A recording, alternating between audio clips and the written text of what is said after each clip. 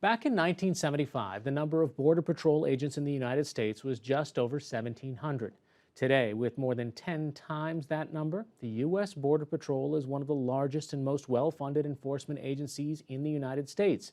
A new documentary set in rural Arizona sheds light on how the agency's expansion has impacted one small community along the country's southern border.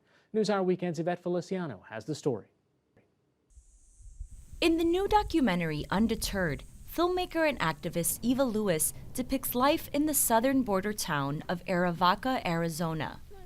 It's a community of fewer than 700, about 60 miles south of Tucson and 11 miles north of the Mexico border. Lewis moved to Arivaca in 2013 to volunteer with a local migrant aid group. People in Arivaca will talk about how in the 80s and even the early 90s, there was one Border Patrol agent who was responsible for the whole area around Arivaca, and you would see him maybe once a year.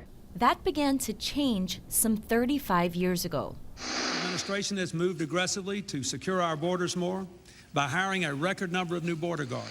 Starting in 1994 under President Clinton, a U.S. Customs and Border Enforcement strategy called Operation Prevention Through Deterrence more than tripled the manpower and infrastructure along the border. Immigration checkpoints were positioned on all major roads in the area. Lewis says that today, Arivaca is what she calls a militarized zone. You'll be driving on the road and you might see one car or no cars of another resident, but you might see 10, 15 Border Patrol cars pass you. It means helicopters which fly low, chasing people who they're looking for through the community. It means thousands of ground sensors that are buried, agents on horseback, on foot, on ATVs, and it means checkpoints every time you want to leave the community. Most residents don't work in Arivaca, and there is no elementary or high school in town. So every day, people leaving the community on the one road going north must pass through a checkpoint. So if you want to go to the hardware store, go see a movie, go to a grocery store that's bigger than the little store we have in town, everybody has to pass through Border Patrol checkpoints. The documentary includes videos and first-hand accounts contributed by Arivaca residents, alleging unwarranted searches and verbal harassment by border agents at that checkpoint on Arivaca Road. Arivaca resident Jolene Montana speaks for many in the film. We're like, well, you know, we're U.S. citizens. Why are you stopping us? They wouldn't give us any answers. They were very aggressive, got us out of the vehicle, threw everything out of the vehicle, went through all our purses. We were trying to film them on the phones, and they were like, nah, you can't do that. One of them had me up against the car, right in my face. He had my ID, and he had my tribal ID. And he said, you know, you have no rights here. Arivaca residents Lisa Jacobson and Carlota Rey were also featured in the documentary. Border Patrol operates with pretty much impunity, and it doesn't operate like any other law enforcement.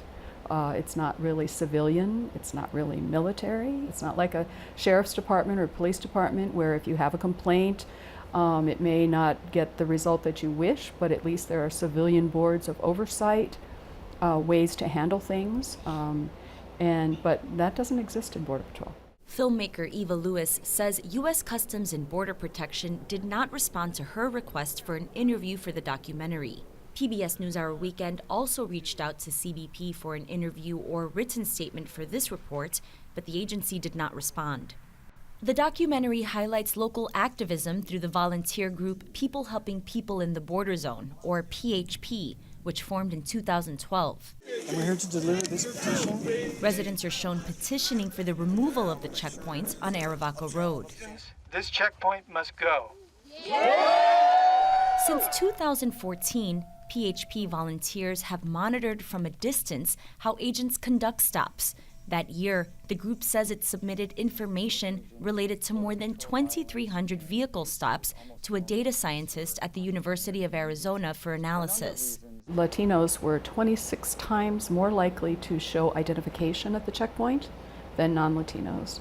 And they were 20 times, not 20%, but 20 times more likely to be pulled into secondary inspection. When I go with my sister or my brother-in-law or even my own kids or grandkids, because of the color of the skin, they usually ask more questions. Most of Arivaca's residents are white, but it does have small Native and Latino populations as well. Carlota Rey, who was born in Mexico, is a naturalized American citizen and has lived in Arivaca since 1980.